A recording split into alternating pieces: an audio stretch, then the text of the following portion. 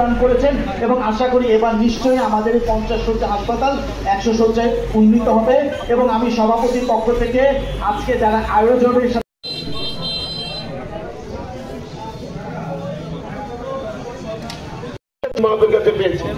আজকে সকলকে এই দাবির সাথে একমত পোষণ করে আবারও মনিরুজ্জামানকে ধন্যবাদ জানিয়ে একই সাথে সাংবাদিক ভাইরা প্রচন্ড নিয়ে এখানে এই রৌদ্রের মধ্যে মানববন্ধন করছি। আমরা সবাই জানি আমাদের এই মংলা এলাকা পূর্ব থেকে একটি অবহেলিত এলাকা।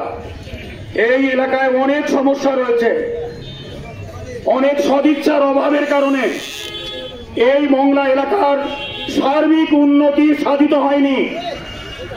অতএব আমাদের যে দাবি তা হল স্বাস্থ্য সেবার উন্নয়ন করবার জন্য এই বন্দর নগরী, শিল্প নগরী এবং এর পর্যটন কেন্দ্র হিসেবে এখানে অসংখ্য অগণিত মানুষ বসবাস করে।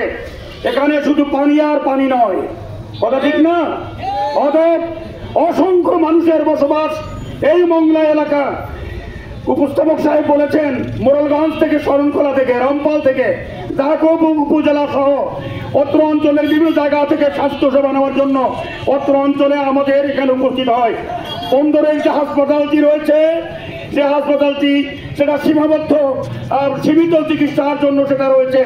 এখানে উপজেলা স্বাস্থ্য কমপ্লেক্স এর আগে অনেক দুরবস্থা ছিল। বর্তমান আমাদের কর্মকর্তা যিনি রয়েছেন আমাদের শাহিন ভাই, তিনি এখানে আরো অনেক উন্নতি করেছেন। কিন্তু এখানে উপজেলা ভিত্তিক এই হসপিটালের মাধ্যমে অত্র অঞ্চলের, এটা একটি শ্রমিক এলাকা, এটা বন্দর নগরী, অত্র অঞ্চলের মানুষের চিকিৎসা সেবা দেওয়া সম্ভব নয়। এই কারণে 50 শয্যা বিশিষ্ট যে হাসপাতালটি রয়েছে এবং দুরবস্থার মধ্যে রয়েছে, অনেক ইকুইপমেন্টের এখানে অভাব রয়েছে। অনেক উন্নত এবং অত্যাধুনিক যন্ত্রপাতি সমৃদ্ধ 100 শয্যা বিশিষ্ট এই হাসপাতালটিকে উন্নতি করবার জন্য বর্তমান অন্তর্বর্তীকালীন সরকারের স্বাস্থ্য উপদেষ্টা মহোদয়ের দৃষ্টি আকর্ষণ করছি। স্বাস্থ্য মন্ত্রণালয়ের মাধ্যমে এই আমাদের দাবি, ন্যায্য দাবি মানবার জন্য আমরা চিকিৎসা সেবা পাওয়া যাবে, কিন্তু এটা চাওয়ার চাইতে খুবই অপ্রতুল পাওয়া। তো যার জন্য আমাদের মংলা এলাকায় অর্থাৎ আমরা সুন্দরবন বিশিষ্ট এবং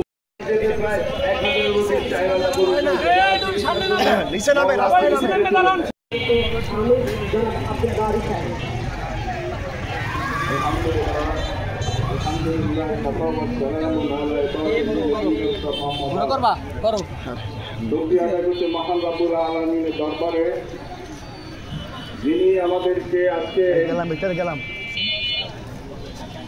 আন্তর্জাতিক দ্বিতীয় সামুদ্রিক বন্দর মংলার জনমানুষের দাবি নিয়ে আজকের এখানে প্রধান অতিথি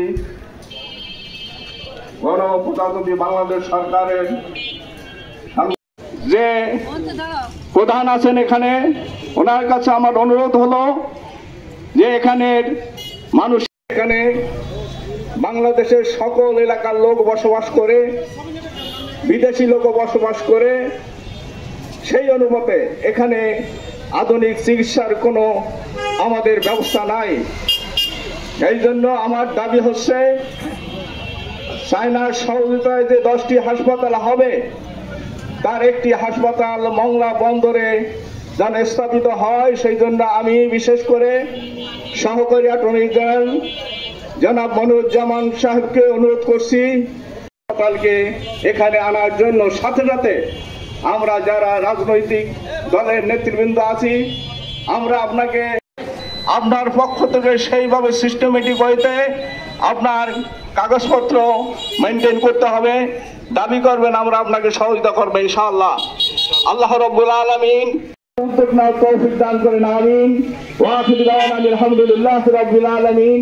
আসসালামু আলাইকুম ওয়া রাহমাতুল্লাহ। এই পর্যায়ে বক্তব্য রাখছেন চালনা বন্দর ফাজিল উন্নয়নের জন্য কাজ হাতে নিয়েছ, অগ্রাধিকার ভিত্তিতে এই কাজগুলি এটা করবার, এটা আমাদের সহযোগিতা, আমাদের দোয়া, সার্বিকভাবে ব্যবস্থা আমাদের করতে হবে। পাশাপাশি মংলা বন্দরে এই নদীতে ব্রিজ, ঝুলন্ত ব্রিজ হোক, যে ব্রিজ হোক, ব্রিজের প্রয়োজনে হাজার হাজার মানুষ এই নদী পারাপার করে।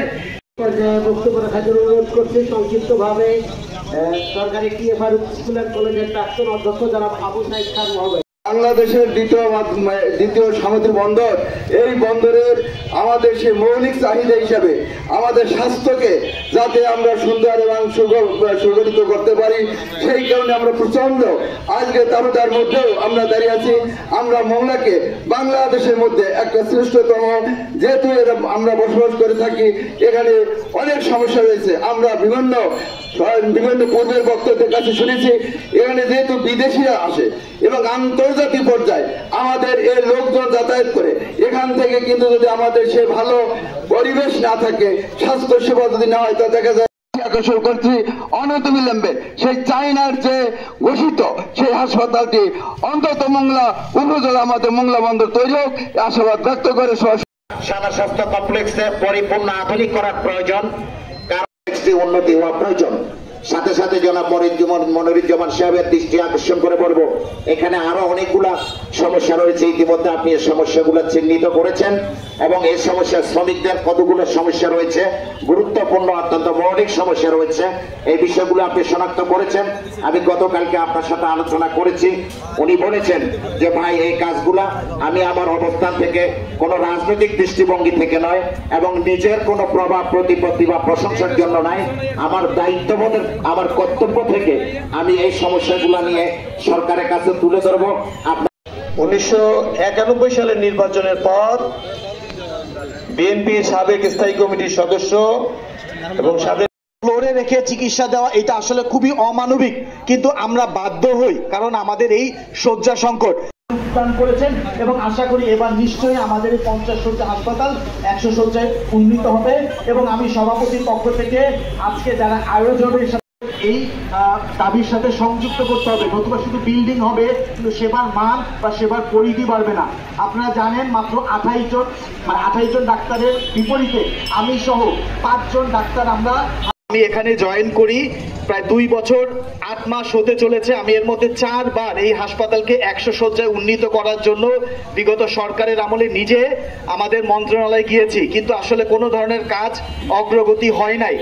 আমার অনেক দিনের ধরেই স্বপ্ন যে আসলে আমি মোংলার ছেলে না হয়েও মোংলার মানুষের কষ্ট অনুধাবন করি। এই অনুধাবন করেই আমি সবসময় এই হাসপাতালকে 100 বেডে উন্নীত করার জন্য বিভিন্ন জন মানুষকে অনুরোধ করেছি, কিন্তু প্রথমবারের মতো একজন মানুষ যিনি নিজের থেকেই আমার কাছে এসেছেন, আমাদের এই সহকারী অ্যাটর্নি জেনারেল মনিরুজ্জামান ভাই, যে ভাই আমরা এই হাসপাতালকে 100 বেডে উন্নীত করতে হলে কি করা প্রয়োজন, তিনি আজকের এই 100 বেডে উন্নীত করার যেই আয়োজন, এটাকে একটা সামাজিকীকরণ আয়োজন করেছেন। অর্থাৎ এখানে দল মত নির্বিশেষে সবাইকে উনি এখানে সম্পৃক্ত করেছে, এটা ওনার একটা বড় অর্জন বলে আমি মনে করি। এবং আমি মনে করি যে ইতোমধ্যে উনি যে উদ্যোগ নিয়েছেন সেই উদ্যোগ বাস্তবায়িত হবে এবং তার উদ্যোগে আমরা শুধু মনে করি যে আসলে একটা হাসপাতালকে 50 থেকে 100 শয্যা করলেই হবে না, শুধু বিল্ডিং হবে, কিন্তু আমার যদি ডাক্তার না থাকে, আমার যদি যথেষ্ট পরিমাণ যন্ত্রপাতি, আমার যদি সহযোগী না থাকে, আসলে শুধু 100 বেড করেও হবে না। তো আমাদের আজকে শুধু আন্দোলন 100 বেড করাই না, আমাদের এখানে যথেষ্ট পরিমাণ ডাক্তার, নার্স, আমাদের মেডিকেল অ্যাসিস্ট্যান্ট, আমাদের ওয়ার্ড বয়, আয়া, ক্লিনার, এগুলো যথাযথভাবে পদায়ন করতে হবে। যেহেতু প্রায় 2 লক্ষাধিক মানুষ এই মোংলা উপজেলা পৌরসভায় বাস করে এবং এখানে বহুত পর্যটকও আসে। আমি এই 2 বছর 8 মাসে যথেষ্ট চেষ্টা করেছি, কি করতে পেরেছি সেটা আপনারা ভালো বলতে পারবেন, বাট আমার চেষ্টার কখনোই কোনো কমতি ছিল না। আশা করি এখন এই চেষ্টার সাথে আপনারা সাধারণ জনগণ যখন একত্রিত হয়েছেন, এখন আর এই 50 শয্যা থাকবে না। আজকেও 50 শয্যার অধীনে 94 জন রোগী ভর্তি আছে।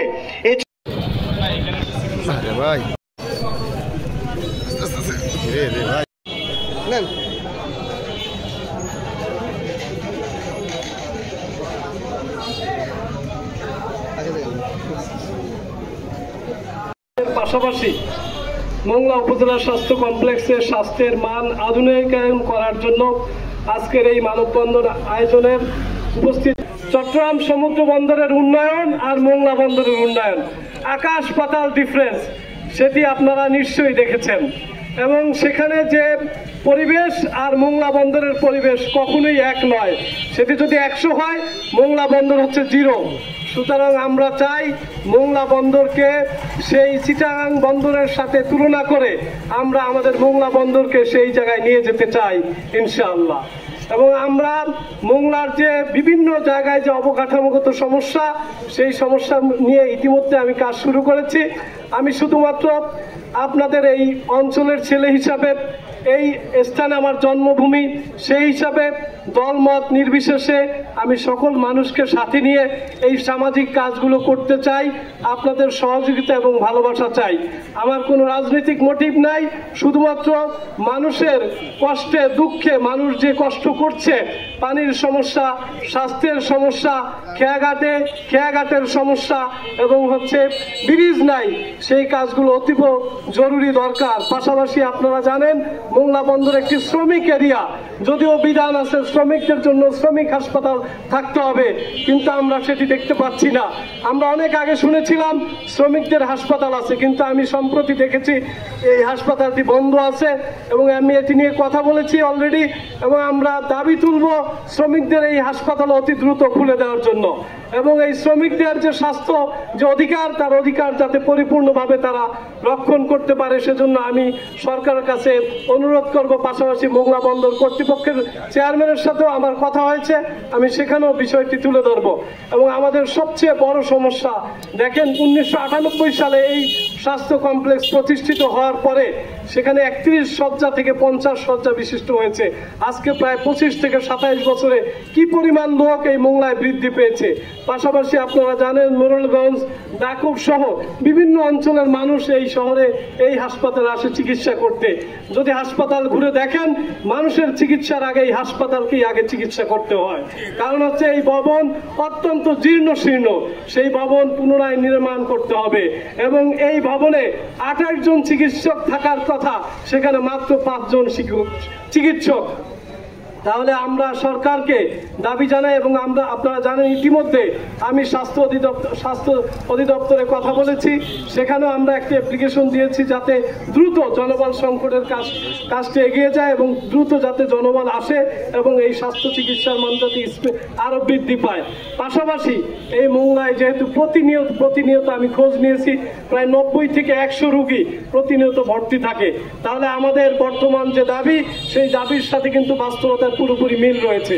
তাই আমি মনে করি 100 শয্যা বিশিষ্ট আমরা 100 কোটি উন্নতি করার জন্য যে কাজটি হাতে নিয়েছে, এটি সংশ্লিষ্ট কর্তৃপক্ষ এই বিষয়ে গুরুত্ব দেবেন এবং খুব দ্রুত এটি বাস্তবায়ন করবে।